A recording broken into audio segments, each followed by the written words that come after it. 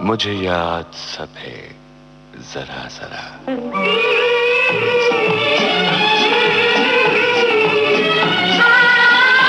मुझे याद सब है जरा जरा। मुझे याद सब है जरा जरा। वो लम्हा लम्हा साथ है। मुझे याद सब है जरा जरा।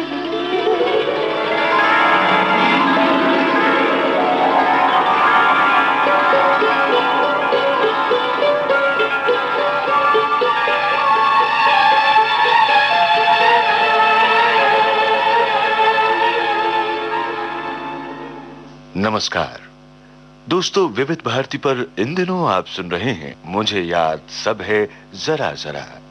इस सीरीज का आज का मैच खेला जाएगा केवल दो ही खिलाड़ियों के बीच। ये हैं क्रिकेटर अशोक मंकड़ और ब्रॉडकास्टर अशोक सोनावने। अशोक मंकड़ के पिता श्री वीनू मंकड़ भी भारतीय क्रिकेट की एक प्रसिद्ध हस्ती रहे हैं। प्रथम श्रेणी क्रिकेट से लेकर अंतर्राष्ट्रीय स्तर के टेस्ट मैचेस में अशोक मंकड़ के शानदार प्रदर्शन को आज भी याद किया जाता है। लेकिन आज हम उन यादों की बात करेंगे जो अशोक मंकड़ के दिल के स्कोरबोर्ड पर आज भी दर्ज हैं। यानी इस प्रोग्राम की यादों की पिच पर खड़े हैं देश के जाने माने भूतपूर्व क्रिकेट खिलाड़ी अशोक मंकड़। सवालों की बॉलिंग संभाली है अशोक सोनावने ने और बैटिंग छोर पर हैं अशोक मंकड़। नमस्कार अशोक जी। सबसे पहले ये बताइए, आपका बचपन कहाँ बीता, कैसे बीता? मेरा जन्म मुंबई में हुआ और मैंने यहाँ ही पढ़ाई की। फेलोशिप हाई स्कूल में मैं पढ़ा हूँ, गुजराती स्कूल थी जी। और इसके बाद यहाँ पर हिंदू जिम खाना करके जो क्लब है, वहाँ पे मेरे पिताजी प्रशिक्षक थे। अच्छा, वहाँ पर एज अ कोच, वो टेरसी नेट करके वहाँ पे चलती थी जी। तो उसमें मैं शामिल हुआ और वहीं मैंने अपना क्रिकेट का दौरा शुरू किया। यानी आपको क्रिकेट विरासत में मिला? देखिए, मेरे पिताजी तो एक विश्वविख्यात खिलाड़ी थे जी। और इससे हमारे घर का जो वातावरण था उसमें काफी क्रिकेट की चर्चाएं होती रहती थी और बड़े बड़े प्लेयर्स लोग एक दूसरे को मिलने को वहाँ आते थे मेरे पिताजी के पास। इससे मैं काफी इंस्पायर हो गया और मैं अपने आप को बहुत खुशनसीब समझता हूँ क्योंकि सबको ऐसा मौका नहीं मिलता है और मुझे ये बचपन से ही मौका मिला और इसका मुझे काफी अच्छा फायदा हुआ। बिल्कुल, वीनू मंकड़ साहब के आप साहबजादे हैं, ये सारी दुनिया जानती है और उनसे ही आपको क्रिकेट का पहला पाठ मिला, ये आपका सौभाग्य है। तो ये एक सवाल हमारे मन में उठता है कि ये रुझान आपको बचपन से हुआ या फिर आप ये सोचते थे कि पिताजी तो इसमें हैं तो मैं कुछ और करूं, ऐसा कुछ लगा था आपको?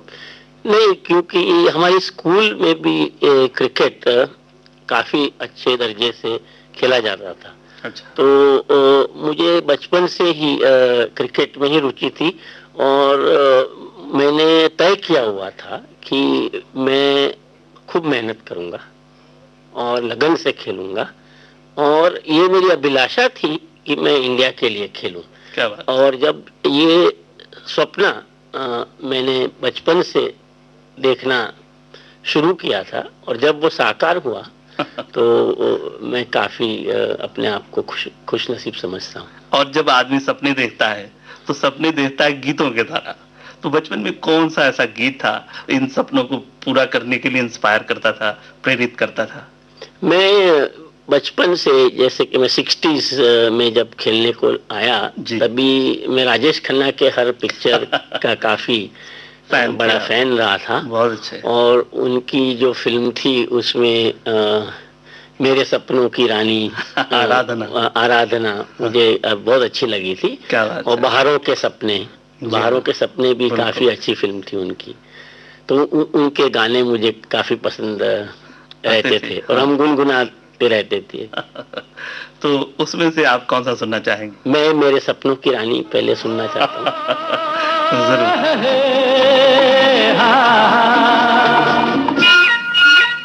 मेरे सपनों की रानी कब आएगी तू, आए रुत मस्तानी कब आएगी तू, बीती जाए जिंदगानी कब आएगी तू, चलिया तू चलिया। मेरे सपनों की रानी कब आएगी तू, आए रुत मस्तानी कब आएगी तू, बीती जाए जिंदगानी कब आएगी तू, चलिया तू चलिया।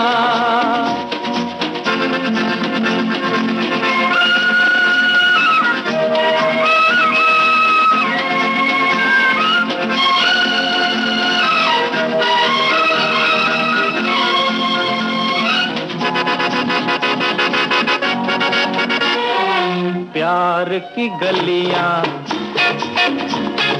बाहों की कलियां, सब रंग रलियां पूछ रही हैं। प्यार की गलियां, बाहों की कलियां, सब रंग रलियां पूछ रही हैं। गीत पनघट पे किस दिन गाएगी तू, मेरे सपनों की रानी कब आएगी तू, आए रुत मस्तानी कब आएगी तू, बीती जाए जिंदगानी कब आएगी तू, चलिया तू चलिया।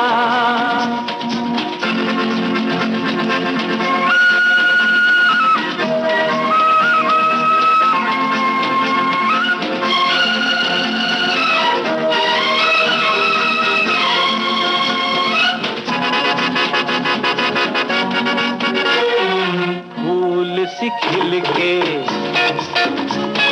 पास आ दिल के, दूर से मिल के चैन आए। फूल सी खिल के पास आ दिल के, दूर से मिल के चैन आए। और कब तक मुझे तड़पाएगी तू, मेरे सपनों की रानी कब आएगी तू, आए रुत मस्तानी कब आएगी तू, बीती जाए जिंदगानी कब आएगी तू, चलिया तू चलिया। अशोक मानकर साहब, आप बचपन में माता पिता आपको कई बार वेकेशंस के लिए अपने गांव ले जाते होंगे या कई हिल स्टेशन पर ले जाते होंगे, तो उसके बारे में जरा बताएंगे। जरूर। देखिए, मैं बचपन में जब मेरे पिताजी और माताजी दोनों मौजूद थे, तब हम अक्सर अपने गांव जाया करते थे। अपने गांव यानी ये एक ऐसी जगह है जहां से विश्व के बहुत बड़े बड़े प्लेयर्स हुए हैं, और जो इंडिया की सबसे बड़ी चैंपियनशिप है जी, वो भी वहीं के जो महाराज थे जी हाँ, उनके नाम से आज भी चल रही है। क्या बात? और विनू मनकर को लेके सलीम दुरानी, अजय जडेजा और दुलीप सिंह जी और रंजीत सिंह जी जैसे महान क्रिकेटर्स दिग्गज वहां से निकले हैं। तो मैं समझता हूँ आपने गैस तो कर लिया होगा मेरा गांव कौन सा है। मेरा वतन जो है वो जामनगर। हाँ, और जामनगर हम वेकेशंस होते ही हमारा एक प्रोग्राम रहता था। मेरे पिताजी को ड्राइविंग का बड़ा शौक था जी, और उनके पास उस जमाने में भी अच्छी अच्छी गाड़ियां हुआ करती। हर साल 2 साल में वो नई गाड़ी लेते थे, और हम इस 15-20 दिन को हम काफी बेसब्री से इंतजार करते थे कब वेकेशन हो। और यहाँ से हम बाई कार ही जाते थे। क्या बात और यहाँ से 8-10 घंटे के दौरान पे रेस्ट लेके फिर आगे बढ़ते थे, और करीब 20-24 घंटे में हम जामनगर पहुंच जाते थे। इस लंबे सफर का आनंद लेते हुए एकदम, और सब फैमिली साथ में। मेरे 2 भाई, मेरे दूसरा भाई जो राहुल जो है वो तो 56 में आया, लेकिन मैं और अतुल मेरा दूसरा भाई, अच्छा, हम दोनों, और मेरे माता पिता जी हाँ, तो हम काफी इसकी मजा लेते थे। और वेकेशन हमारा हमारे ये जो रिश्तेदार हैं जी। जो कभी मुंबई आ नहीं सकते, जी हाँ, उनके पास हम बिताते थे और काफी हमको मजा आता था। जामनगर वो हमारा मेन स्टॉप रहता था, जूनागढ़, जी हाँ, वहाँ पे हम गिर फॉरेस्ट में घूम के आते थे। हाय हाय। फिर इस बाजू आए तो एक जेतपुर करके एक जगह है, वहाँ पे मेरे मदर के अंकल का बड़ा बिजनेस है, तो वहाँ हम लोग 3-4 दिन रहते थे। फिर राजकोट की तरफ आते थे। जी। इस तरह से सौराष्ट्र जो है उसकी हवा हम खाते थे पूरे और वहाँ साल का भर। घी खूब खाते थे। ये जो वेकेशंस जो थे वो इस तरह से हम गुजारते यानी थे। कि गिर का जंगल, वहाँ के शेर और वहाँ की उस जमाने की वो असली घी आपको याद है? नहीं, दूसरी मुख्य बात तो ये थी कि ये घूमने के बावजूद हवा बहुत काफी अच्छी रहती थी और हमारी जो कुल देवी है, मैं नागर हूँ, गुजराती नागर हूँ, जी। तो अंबाजी का मंदिर वहाँ पे है, जी।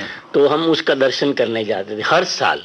और पिताजी आप जैसे जानते हैं कि हर साल इंग्लैंड जाया करते थे, जी। क्योंकि वो प्रोफेशनल थे, तो और करीब क्रिकेटर। 23 साल तक वो 6 महीना इंग्लैंड में रहते थे। जी।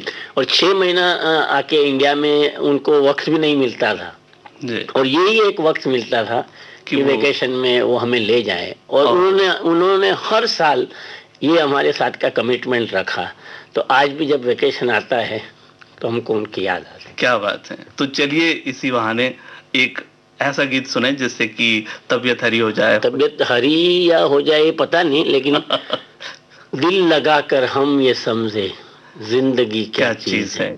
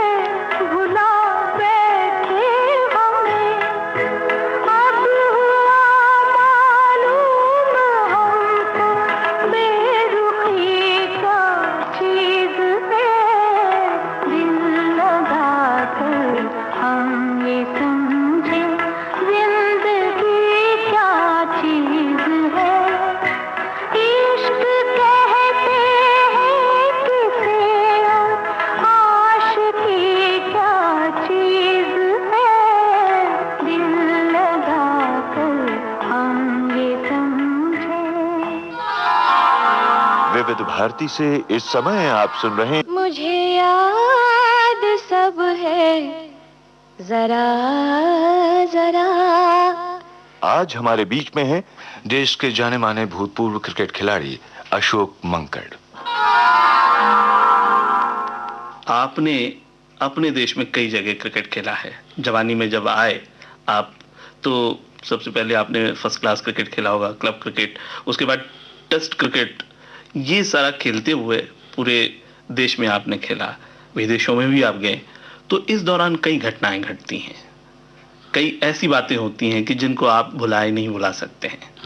तो ऐसी कुछ घटनाएं आप बांटना चाहेंगे? नहीं, जरूर। देखिए, मेरा जो क्रिकेटिंग जो क्रोनोलॉजी है, जो क्रम है, वो संयमित रहा है, इन द सेंस कि मैं स्कूल क्रिकेट खेला जी, ऑल इंडिया स्कूल्स खेला, फिर मैं कॉलेज क्रिकेट खेला, यूनिवर्सिटीज, उस टाइम पे यूनिवर्सिटीज काफी अच्छा कंपटीशन था। उसके बाद मैं ऑल इंडिया यूनिवर्सिटीज खेला जी, और उसके बाद मुझे स्टेट में चांस मिला जी। तो स्कूल, यूनिवर्सिटी, स्टेट, जोन जी, और जोन खेलने के बाद मैं कंट्री खेला। तो जब मैं इंडिया के लिए खेला तब तक काफी अनुभव मुझे मिल चुका था, और जैसे आपने बताया पूरा इंडिया करीबन मैंने देख लिया है, और काफी दूसरे देशों में भी क्रिकेट खेला हूँ। तो घटनाएं तो हर वक्त बनती रहती है। जैसे मैं अभी अभी मुंबई का कोच रहा हूँ, तो उसमें भी बहुत सी घटनाएं बनती है। लेकिन जब हम जी पहली मर्तबा इंग्लैंड में जीते जी हाँ, ओवल के मैदान पे जी हाँ, कि इंग्लैंड में तब तक इंडिया की कभी जीत नहीं हुई थी, और विदेश में वो पहली जीत थी हिस्ट्री ऑफ क्रिकेट में। क्या बात। तो उसमें मैं खेला भी था, और वैसे मैंने वहाँ रन्स नहीं बनाए, लेकिन मैंने 3 कैच पकड़े थे उस मैच में। क्या बात है। और मुझे वो मैच का जब ख्याल आता है तो वो एक अविस्मरणीय यादगार पल है वो, और पूरे देश के लिए। जरूर। वाडेकर साहब उस वक्त हमारे कप्तान थे, और सोलकर साहब ने काफी अच्छी फील्डिंग करी, और फॉरवर्ड शॉर्ट लेग पर उनके साथ आबिद अली साहब और वेंकट राघवन भी सपोर्ट में थे। बॉलिंग में बिशन बेदी और चंद्रशेखर ने 6 विकेट लिए थे, और कॉट सोलकर बोल्ड चंद्रशेखर। बिल्कुल बिल्कुल बिल्कुल। ये उस जमाने का सूत्र होता था हमारे जी।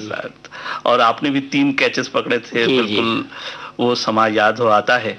और फिर कोई गीत ऐसे में सुनने का बड़ा जी करता है। काफी ऐसे गीत हैं, लेकिन एक गीत जो हम टीम के लिए गाया करते थे जी हाँ, जब हम कॉलेज में खेलते थे, यूनिवर्सिटी में खेलते थे, कभी फिर जब रणजी ट्रॉफी में भी खेलते थे, वो एक गाना था जो अपने बढ़जातिया साहब की फिल्म का था। अच्छा जी। दोस्ती का। और चाहूंगा मैं तुझे सांझ सवेरे। वो कभी कभी हम ट्रॉफी के सामने बैठ के भी सब लोग गाया करते थे। मतलब उस जमाने के गीत भी कुछ ऐसे होते थे कि आम फिल्मों के गीत भी एक एकता को बांधने में, एकता के सूत्र में बांधने के लिए कारगर रूप से काम करते थे। और तो आपकी पसंद पर आपको सुनवा रहे हैं दोस्ती फिल्म का वही गाना। चाहूंगा मैं तुझे साँझ सवेरे, फिर भी कभी अब नाम को तेरे आवाज मैं न दूंगा, आवाज मैं न दूंगा। चाहूंगा मैं तुझे सांझ सवेरे, फिर भी कभी अब नाम को तेरे आवाज मैं न दूंगा, आवाज मैं न दूंगा। चाहूंगा मैं तुझे सांझ सवेरे।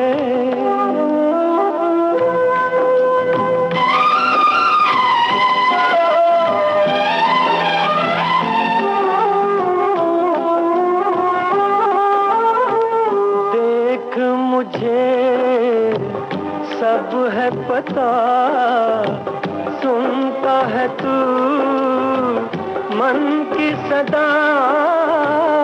देख मुझे सब है पता, सुनता है तू मन की सदा। मितवा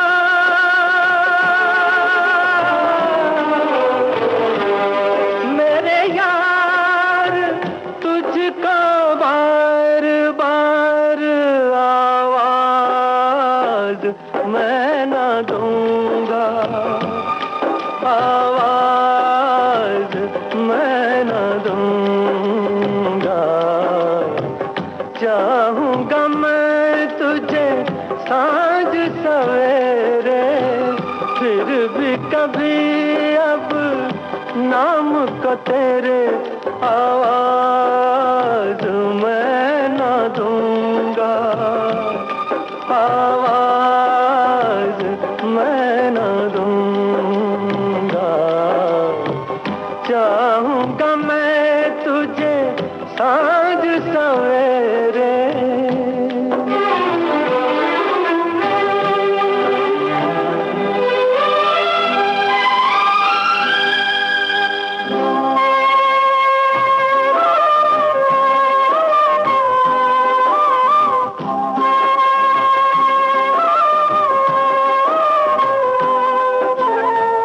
दर्द भी तू, चैन भी तू, दर्स भी तू, नैन भी तू, दर्द भी तू, चैन भी तू, दर्स भी तू, नैन भी तू, मितवा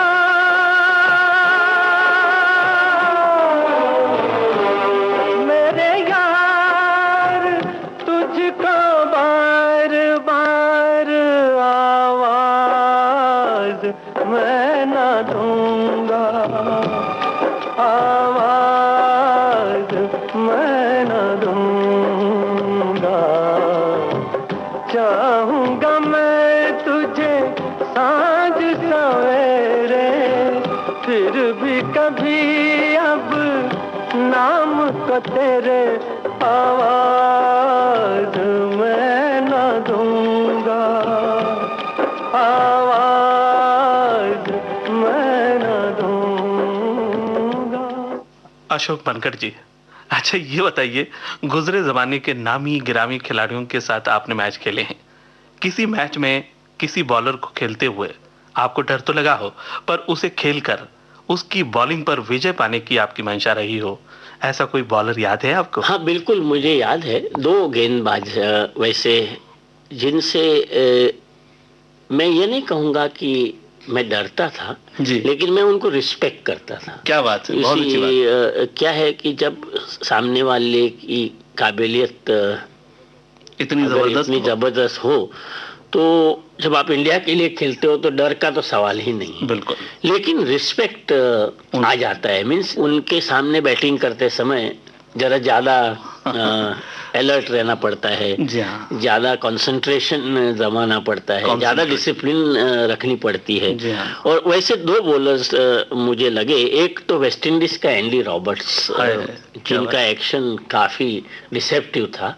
वो लगते थे बड़े स्लो, बट लास्ट मिनट पे उनका जो शोल्डर एक्शन था, उसकी वजह से बॉल की रफ्तार बड़ी चौगुनी हो जाती। अच्छा, लगता था अपने को धीरे से आ रहा है, लेकिन गिर के बॉल तुरंत उठता था, एकदम उठता था, और उठता भी था। गिर के तो फास्ट आता था और बाउंस भी मिलता था, और कोई भी विकेट पे उनके पास वो काबिलियत थी कि वो ये इस तरह की बॉलिंग कर सके, इसलिए इंडिया में भी वो काफी प्रभावित रहे। मैंने तो उनको इंग्लैंड में खेला। मुझे याद है ऐसे ही उड़ते हुए बॉल्स को खेलने के लिए आपका एक इंटरव्यू छपा था काफी अरसे पहले कि आप टेनिस के बॉल के साथ प्रैक्टिस किया करते थे। आपका एक वो आया था स्टेटमेंट। नहीं, पर ये अच्छा आपने याद कराया। उठते हुए बॉल के बारे में अगर इंडिया में कोई प्लेयर मैंने देखा है तो सबसे बढ़िया प्लेयर गावस्कर रहा, जो उसकी हाइट की वजह से वो उठते हुए बॉल की को बहुत अच्छी तरह से नीचे रख सकता था। तो मेरे साथ वो मुंबई में खेला करता था, रणजी ट्रॉफी में, दुलीप ट्रॉफी में, और कॉलेज में भी मेरा जूनियर सुनील था। दूसरा एक बॉलर खास मैं श्रोताजनों के लिए कहना चाहता हूँ, उन्होंने शायद नाम उनका सुना नहीं सुना हो, वो ऑस्ट्रेलिया का ग्रेहम मैकेंजी। अच्छा। और ग्रेहम मैकेंजी, जिसको गार्थ के नाम से लोग जानते हैं, उसके जैसा बॉलर मैंने देखा नहीं।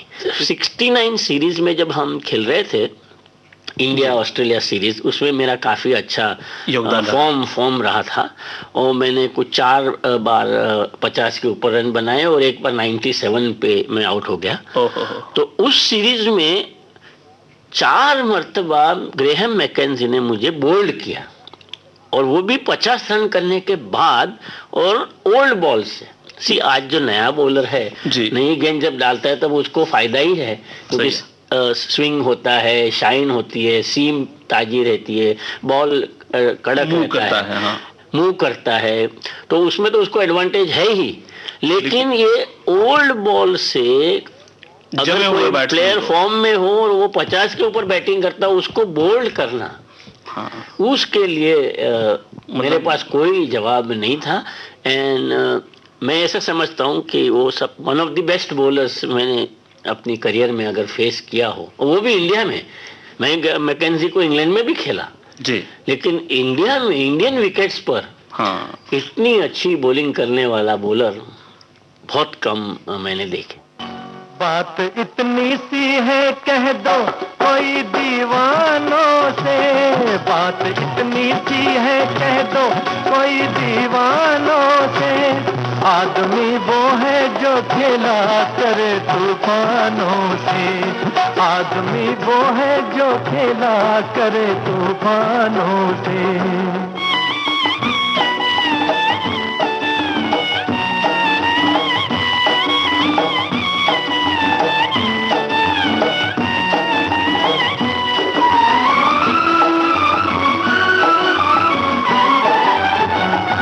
नई मंजिल नई राहों पे चले हैं हम तो, ये भी मालूम है कांटों पे पले हैं हम तो, गम भी डर जाता है हम जैसे ही मस्तानों से, गम भी डर जाता है हम जैसे ही मस्तानों से, आदमी वो है जो खेला करे तूफानों से, आदमी वो है जो खेला करे तूफानों से।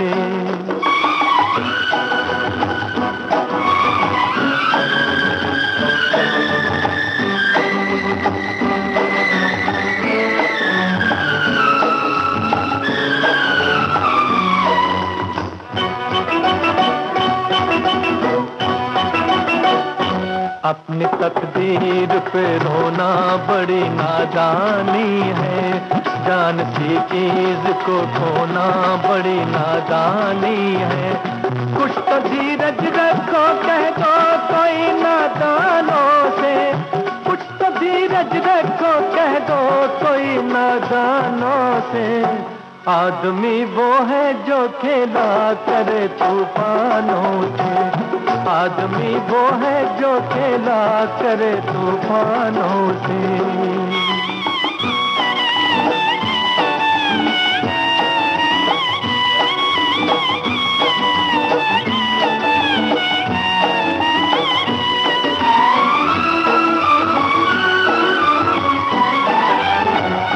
जिंदगी वो है चमन फूल भी खिल जाते हैं, दिल के टुकड़े जो बिछड़ते हैं वो मिल जाते हैं, जैसे शीशे कभी मिल जाते हैं पैमानों से, जैसे शीशे कभी मिल जाते हैं पैमानों से, आदमी वो है जो खेला करे तूफानों से, आदमी वो है जो खेला करे तूफानों से, बात इतनी सी है कह दो कोई दीवानों से, आदमी वो है जो खेला करे तूफानों से, आदमी वो है जो खेला करे तूफानों से। विविध भारती से इस समय आप सुन रहे हैं मुझे याद सब है जरा जरा। और आज के इस प्रोग्राम में हमारे मेहमान हैं देश के जाने माने भूतपूर्व क्रिकेट खिलाड़ी अशोक मंकड़। आपसे बातचीत की है अशोक सोनावने ने। अशोक मंकड़ जी, इंसान का हर फील्ड में अपना एक आदर्श होता है। आप क्रिकेट खिलाड़ी रहे हैं, तो आपके आदर्श खिलाड़ी कौन थे? देखिए, आदर्श खिलाड़ी मेरे टाइम में वेस्ट इंडीज के कप्तान वर्ल्ड फेमस हैं और हर कोई क्रिकेट खेलने वाला उसका नाम जानता है, सर गारफील्ड सोबर्स। उनसे मैं बहुत प्रभावित हुआ, उनके सामने खेला भी। अच्छा। और उनके साथ मेरी अच्छी दोस्ती भी रही है, क्योंकि हम अभी दोनों एक गेम खेलते हैं जो क्रिकेट के बाद जो हम सब क्रिकेटर्स आजकल ले रहे हैं, गोल्फ। तो मैं सोबर्स साहब के साथ गोल्फ भी खेला हूँ और वो काफी बड़े अच्छे गोल्फ प्लेयर्स हैं, जैसे कपिल देव हैं इंडिया में, उसी लेवल के वो प्लेयर हैं। और वेस्ट इंडीज की सीरीज जब हम जीते तब गारफील्ड सोबर्स ही कप्तान थे और काफी हमारी उस टाइम पे, मैं तो बहुत यंग था, फिर भी उनकी जो ह्यूमिलिटी थी उससे हमारी दोस्ती काफी हुई और हम काफी क्रिकेट की चीजें डिस्कस किए और उनसे काफ़ी इंस्पिरेशन मिला। लेकिन एक बात मैं खास आज ये श्रोताजन को बताना चाहता हूँ कि हमारी टेस्ट मैच चल रही थी पोर्ट ऑफ स्पेन में, ट्रिनिडाड में। वो 6th टेस्ट मैच थी, क्योंकि 5 मैच उस टाइम पे 6 मैच की हमारी सीरीज थी, जिसमें 5 मैच ड्रॉ हो गई थी। और गारफील्ड सोबर्स, मुझे बॉल लगा हुआ था इसलिए मैं खेल नहीं पाया था क्योंकि मेरा हाथ फ्रैक्चर हुआ था, लेकिन वो लास्ट मैच थी तो मुझे एक वीक में रखा गया वहाँ। तो मैं ड्रेसिंग रूम में बैठा था और मेरे बाजू में गारफील्ड सोबर्स बैठे थे पैड्स पहन के। वो नंबर 4, 5, 6 जाते थे। उस मैच में शायद वो नंबर 6 जा रहे थे। तो मैं देखा कि काफी वो लग रहे थे नर्वस से और अनईजी और अपने हाथ की उंगलियां घुमाते फिरते रहते थे। तो उस टाइम पे मैंने उनको पूछा कि भाई सोबर्स साहब, आप तो करीबन कितनी भी टेस्ट खेल रहे हो वो भी पता नहीं, और ये आप क्या कर रहे हैं? बोलते हैं अशोक, आपको सच बताएं कि मुझे ये फीलिंग हर एक इनिंग के पहले आता है। क्या बात? और जब ये फीलिंग आता है तब ही मुझे लगता है कि आज मैं रन्स बनाऊंगा। क्या बात? और आप मानिएगा नहीं, उनका बैटिंग का टर्न आया और जाके उन्होंने 150 रन बनाए। यानी कि कितना आदमी की क्या ह्यूमिलिटी, आदमी का क्या अंडरस्टैंडिंग और कितनी ब्यूटीफुल एक नर्वसनेस को कितना लेके मोटिवेट करते हैं अपने आप। जी हाँ। कि और उसमें उसको शर्म भी नहीं। आई मीन देखिए, इतना बड़ा प्लेयर एक जूनियर इंडियन प्लेयर से कह रहा है कि यार मैं तो नर्वस हूँ और ये नर्वसनेस मुझे पसंद है। यानी ये इस टाइप के ये प्लेयर को मैं काफी रिस्पेक्ट करता हूँ सर। इतना बड़ा सीक्रेट आपके साथ उन्होंने बांटा, शायद इसीलिए आप उनकी इतनी इज्जत करते हैं, उनको मान लेते हैं, उनका सम्मान करते हैं। और अच्छे है कि हर एक यंगस्टर्स है वो भी इस बात को जरा ध्यान से देखें कि नर्वसनेस से डरना नहीं चाहिए। नर्वसनेस प्रयोग करके अपनी स्ट्रेंथ बढ़ानी चाहिए। और इसमें ह्यूमिलिटी भी है, इसमें ग्रेटनेस भी है और इसमें एक सच्चाईपन है, एक सच्चापन है कि जो आदमी है वो भी अगर थोड़ा नर्वस हो सकता है तो हमें डरने की क्या बात है लाइफ में। अशोक जी, क्रिकेट के मैदान में रनों की बौछार तो आपने खूब की, अब जरा आपके पसंद के सुरों की बौछार हो जाए। मुझे मुकेश जी का एक गाना काफी पसंद रहा है, उसमें काफी दर्द है और वो है परवरिश फिल्म का ये गाना है, आंसू भरी है ये जीवन की राहें।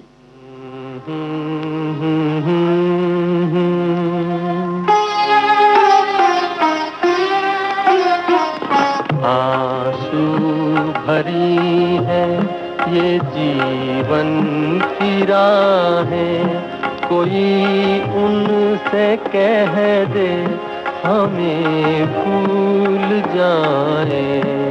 आंसू भरी है ये जीवन की राहें, कोई उनसे कह दे हमें भूल जाए। आंसू भरी है।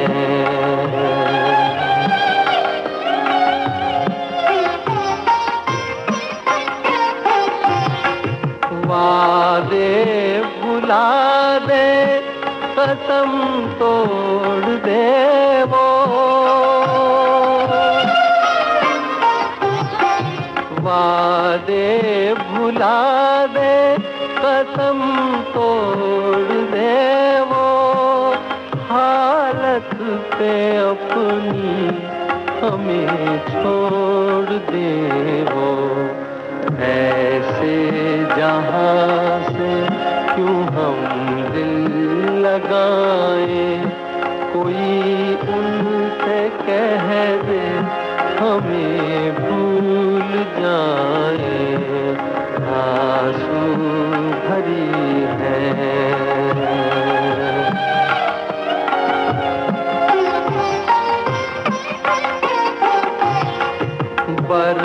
बर्बादियों की अजब दास्तां हूँ,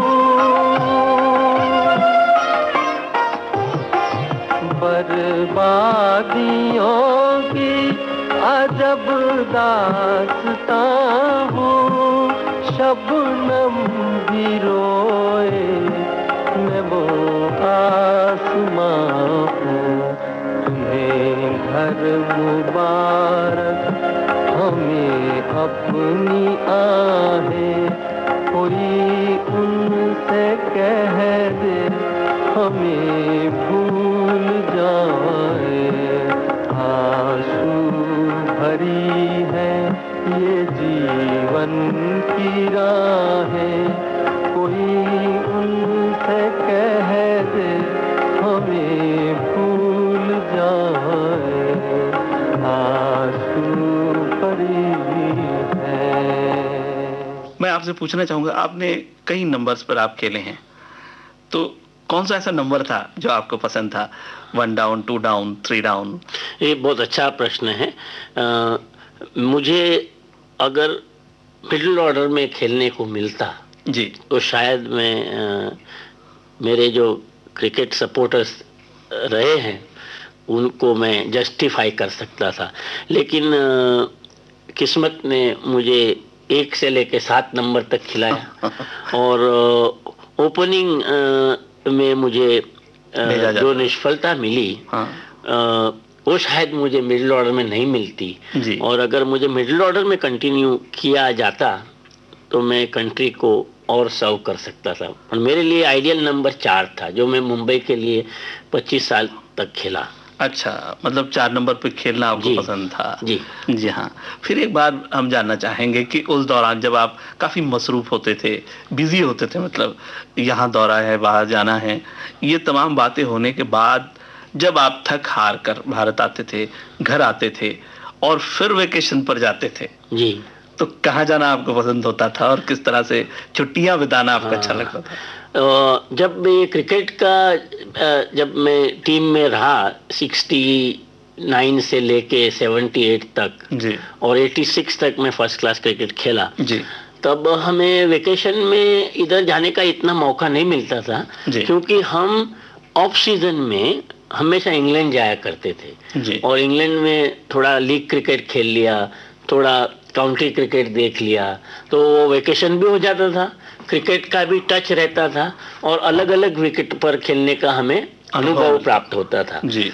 दूसरी बात ये है कि हम अलग अलग देशों में प्राइवेट टीम के साथ जाते थे, यानी कभी ऑस्ट्रेलिया चले गए, कभी श्रीलंका चले गए, कभी न्यूजीलैंड चले गए। वैसे वेकेशन दरमियान वाइफ को लेके, यानी अकेले सिर्फ प्लेयर्स लोग नहीं, जैसे इंडियन टूर्स में जाते हैं सिर्फ प्लेयर्स लोग जाते हैं जी। पर जब भी ऑफ सीजन का जो वेकेशन रहता था जी। तो हमारे लिए बिकॉज क्रिकेट ही मकसद होने की वजह से हम कहीं हिल स्टेशन या कहीं इधर उधर नहीं जा पाते थे क्योंकि हमें टच में रहना पड़ता था और सीजन के पहले की पूर्व तैयारी जो है वो स्लैक न हो, इसलिए हम ये अफोर्ड नहीं कर सकते थे कि कहीं जाके 1-2 महीना आराम से बिताए। हमारे प्रोफेशनल जीवन में आराम जैसा चीज रिटायरमेंट के बाद ही मिलता है। दूसरे शब्दों में कहा जाए कि eat cricket, drink cricket, correct, sleep cricket. देखिए आप सचिन को देखिए, उसके पास कोई विचार ही नहीं है और इसलिए तो उसका कंसंट्रेशन बना रहता है और हमको फिजिकली भी फिट रहना पड़ता है। वेकेशन में गए तो हमें थोड़ा संभालना पड़ता है, ज़्यादा खाना पीना हो गया, ज़्यादा आराम हो गया, सुस्ती हो गई, थोड़ी स्लोनेस आ गई, तो इंडियन क्रिकेट इतना कॉम्पिटिटिव है कि आपको हमेशा एक कदम आगे रहना पड़ता है। सही बात तो है। इस तरह से वेकेशंस जो थे हमारे क्रिकेट के, वो हमेशा क्रिकेटिंग वेकेशन ही रहे हैं। लेकिन 86 के बाद जी, जब मैंने दूसरा स्पोर्ट शुरू किया जैसे कि गोल्फ, तो हम अपने दोस्तों के साथ अलग अलग जगह पर गोल्फ खेलने जाते हैं। जी। यानी कि 8-10 दिन बेंगलोर चले गए, 8-10 दिन पूना चले गए, 8-10 दिन दिल्ली चले गए, क्योंकि आजकल इंडिया में ये गोल्फ काफी प्रचलित हुआ है और बिल्कुल। हर एक स्टेट में गोल्फ कोर्सेज आ गए हैं। तो ये गेम से मुझे काफी दिलचस्पी है और मैं अच्छे लेवल पे भी खेलता हूँ। तो गेम का गेम हो जाता है जरूर। और वेकेशन का वेकेशन हो जाता है। और अपनी खेल को खेलते हुए हाँ। वेकेशन बिताना आपको अच्छा लगता है। बिल्कुल। और परिवार का जहाँ तक संबंध है, मेरे 2 बेटे हैं। बड़ा बेटा जो है उसका नाम मिहिर है, वो 27 साल का है। जी। और हर्ष जो है वो छोटा है, 21 साल का। दोनों अमेरिका में सेटल हुए हैं। जी। तो वो आज बड़ा बेटा तो 10 साल से वहाँ है और हर्ष अपनी इंडिया के लिए डेविस कप भी खेल रहा है। क्या बात। और आज लियांडर पेस भूपति और 3rd नंबर पे हर्ष मनकड़ अपनी टीम में है। तो उनका हमारे साथ आना भी संभव नहीं कम होता है, क्योंकि उनके खुद का टूर्स वगैरह रहती हैं। हाँ। तो इस तरह से हम कभी चारों जन साथ में नहीं जा पाए। ये एक अफसोस है मेरे जीवन का। लेकिन मैं मानता हूँ हाँ। कि ये जो इनका जो बचपना है उसमें मैं क्रिकेट खेलता था, और जब बड़े हो गए तब वो अपने टूर्स पे रहे। तो हम कभी एक साथ पारिवारिक कहीं पे गए नहीं। एक मेरा ये अफसोस रह गया है। अशोक जी, क्रिकेट खेलते हुए जैसे चाय पान का समय होता है, मैं समझता हूँ अब समय है एक गीत के रसपान का। लता जी का जो एक गाना है, वो मैंने जब स्कूल में था तब ये फिल्म देखी थी। विश्वजीत साहब भी थे उसमें 20 साल बाद। और उसका ये गाना कहीं दीप जले कहीं दिल, ये काफी मुझे पसंद। कहीं दीप जले कहीं दिल, जरा देख ले आकर परवाने,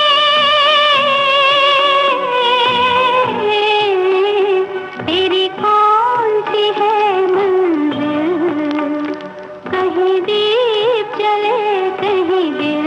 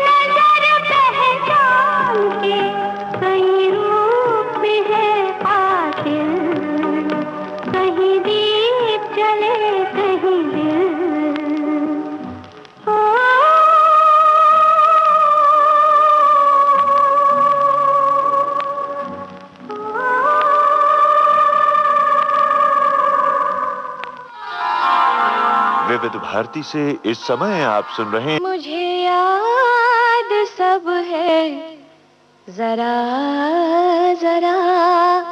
और आज इस प्रोग्राम में आप सुन रहे हैं देश के जाने माने भूतपूर्व क्रिकेट खिलाड़ी अशोक मंकड़ से अशोक सोनावने की बातचीत। आप क्रिकेट खेले, पिताजी क्रिकेटर थे, हर जैसा कि आपने अभी बताया टेनिस खेलता है, तो ये क्रिकेट से टेनिस की ओर कैसे मुड़े? देखिए, जब हर्ष बड़ा हो रहा था तब मैं काफ़ी इन्वॉल्व था इंडियन क्रिकेट में जी। काफ़ी ट्रैवल करता था।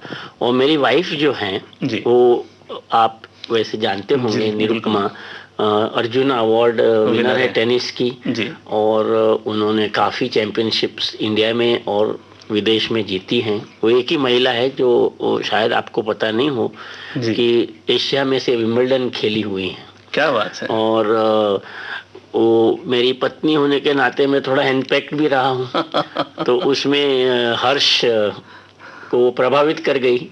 और बचपन से हर्ष जब क्लब में जाया करता था मेरी वाइफ के साथ, मेरी वाइफ यहाँ CCI में रोज टेनिस खेलती थी, तो स्कूल से वो टेनिस में आता था, तो वहीं उसने खेलना शुरू किया और जीतना शुरू किया। अंडर 10 ग्रुप जीता, अंडर 12 जीता, अंडर 14 जीता, नेशनल जीता। तो वो इस मुकाम पे आ गया जहां से वो रिटर्न नहीं कर पाया। यानी क्रिकेट का उसको काफी शौक है हर्ष को। मिहिर तो बड़ा था, वो भी नेशनल चैंपियन रहा, तो हर्ष इंटरनेशनल प्लेयर बना। और इसकी यही वजह थी, हर्ष को भी हमने दोनों स्पोर्ट्स के सामने रखा था जी। और क्रिकेट में भी हम ले जाया करते थे, टेनिस में भी ले जाया करते थे, और उसको अगर बैडमिंटन या हॉकी या फुटबॉल खेलना है तो उसमें भी हम उसको एनकरेज करते। कहीं पे हमने ऐसा नहीं कहा कि हर्ष तुम्हें यही गेम खेलना है। खूब विशाल देश है हमारा और प्रतिभाएं तो हैं। आप मार्गदर्शन के रूप में इस देश के बच्चों को क्या बताना चाहेंगे? बहुत अच्छा प्रश्न है सर। मेरा सबसे पहला तो ये कहना है सब युवक पीढ़ी को कि सबसे पहले डिसिप्लिन काफी जरूरी है। अनुशासन और सेल्फ डिसिप्लिन, किसी के कहने पर करना और अपने खुद के कहने पे करना, उसमें फर्क है। सही बात। तो एक तो सेल्फ डिसिप्लिन काफी जरूरी है। दूसरी चीज लगन जी, उत्साह, जोश और एकलव्य जैसा ध्यान। क्या मीन्स आपका जो कंसंट्रेशन जो है वो तब उभरेगा जब आप अलग अलग दिशाओं से आकर्षित न होते, अपने एक लक्ष्य पर केंद्रित अपना मन करो। क्या बात है। और इससे मुझे लगता है कि काफी फायदा होगा। तीसरी बात मेहनत, क्योंकि क्या है कि पुरुषार्थ के बगैर प्रारब्ध भी लूला होता है। पुरुषार्थ सबसे बड़ी चीज है, और अगर पुरुषार्थ करने के बाद आपको फल न मिले तो उसकी भी आपको चिंता नहीं करनी चाहिए क्योंकि फल आपके हाथ में नहीं है, लेकिन प्रयत्न आपके हाथ में है। और प्रयत्न को साकार करने के लिए सबसे बड़ी ताकत प्रार्थना है। जब दुख से मन घबरा जाए, हर ओर निराशा छा जाए, जब दुख से मन घबरा जाए, हर ओर निराशा छा जाए, जब एक किरण भी आशा की आती हो नहीं नजर, प्रार्थना कर, प्रार्थना कर, जगत के पालनहारे से प्रार्थना कर, प्रार्थना कर। हरि ओम, हरि ओम, हरि ओम, हरि ओम।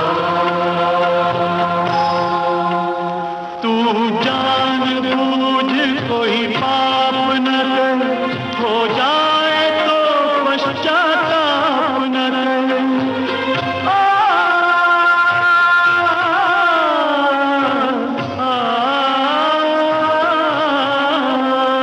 तू जान बूझ कोई पाप न कर, हो जाए तो पश्चाताप न कर।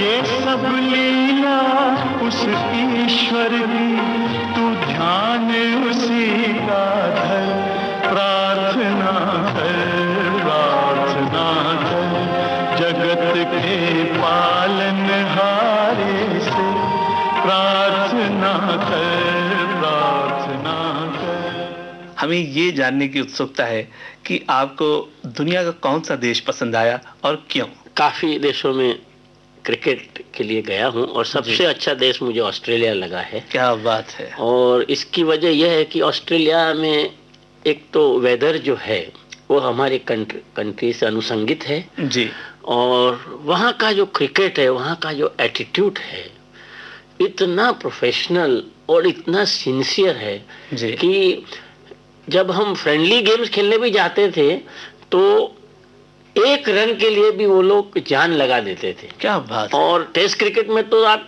बात ही मत करो। लेकिन मैं 5-6 मर्तबा प्राइवेट क्लब से ऑस्ट्रेलिया गया जी, और खेला वहाँ, और फ्रेंडली मैचेस खेला। फ्रेंडली मैचेस शाम को 6 बजे के बाद ही फ्रेंडली होती है बट सुबह 10 से लेकर 6 तक इतना फियर्सली ये लोग compete करते हैं जी। तो उसके देख के बहुत मुझे मजा आता है और मेरे को काफी वहाँ सीखने को मिला। दूसरी बात, वहाँ के ग्राउंड्स जो हैं जी, वो एक से बढ़िया एक, जैसे मेलबर्न का आप देख लो, एडिलेड का ग्राउंड देखो। अभी मैं पिछले महीने पर्थ में गया हुआ था जी।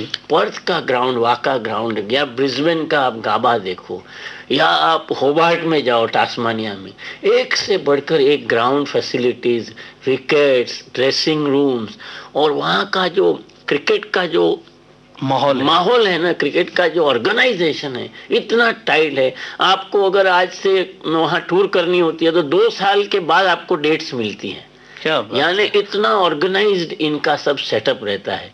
और वहाँ पे आप एकेडमीज देखिए, वहाँ पे आप क्रिकेट को प्रोत्साहित करने के लिए लोग बड़े बड़े वहाँ के टेस्ट प्लेयर्स विलेजेस में जाते हैं और अपना टाइम देके वहाँ के विलेजेस के लड़कों को, क्योंकि उनको मालूम है कि विलेज का एक लड़का एडलेड नहीं आ सकता है, तो एडलेड के जो चैपल्स हैं ये है, वो अपने विलेज में खुद जाके बच्चों के साथ प्रशिक्षण देते हैं।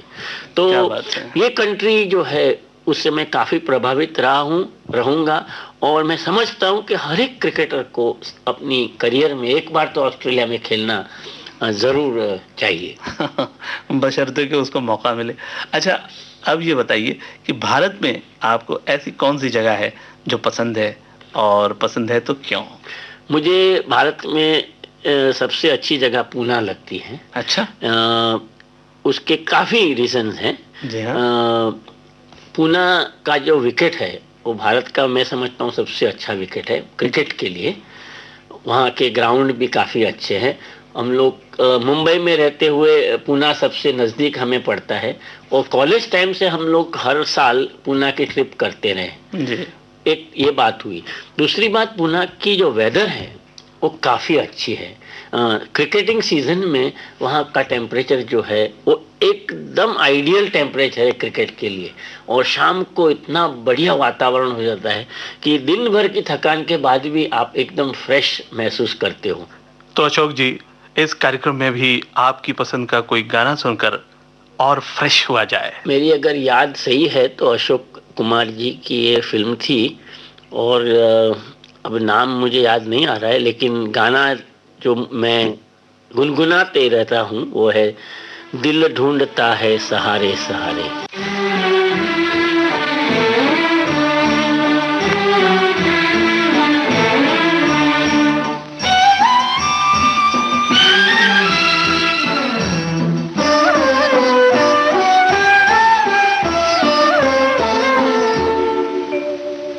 दिल ढूंढता है सहारे सहारे, दिल ढूंढता है सहारे सहारे, लुटे दिल के अरमां बुझे नैन तारे, दिल ढूंढता है सहारे सहारे।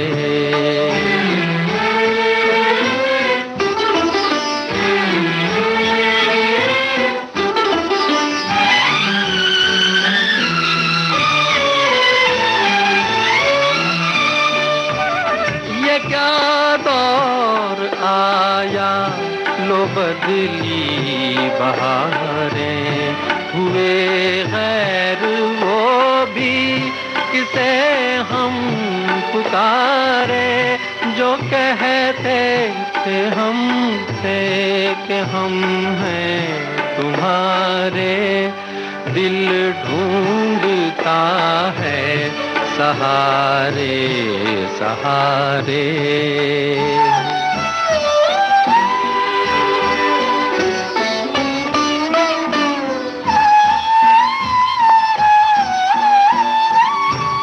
वफा इस जहां में कहीं भी न पाई, हुई दूर मंजिल घटा गम की छाई, है काजल से काले अजब दिन हमारे, दिल ढूंढता है सहारे सहारे।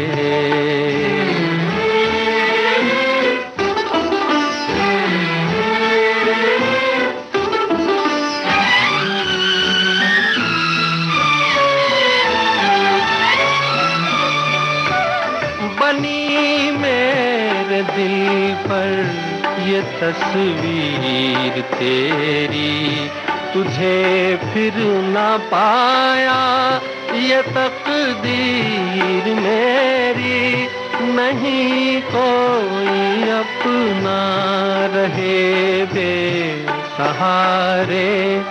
दिल ढूंढता है सहारे सहारे। लुटे दिल के अरमां बुझे नैन तारे, दिल ढूंढता है सहारे सहारे। अशोक मनकर जी, आज आप हमारे स्टूडियोज में आए, हमारे सुनने वालों के साथ अपनी यादें बांटी। हम इसके लिए अपनी ओर से, हमारे सुनने वालों की ओर से आपके शुक्रगुजार हैं। धन्यवाद।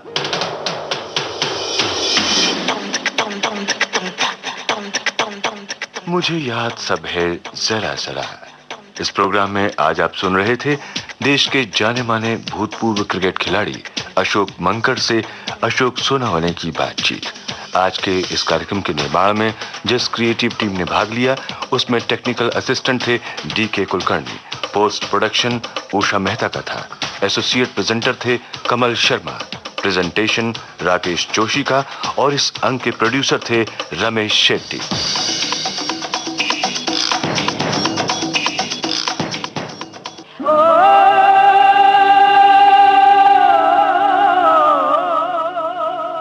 मुझे याद सब है जरा जरा।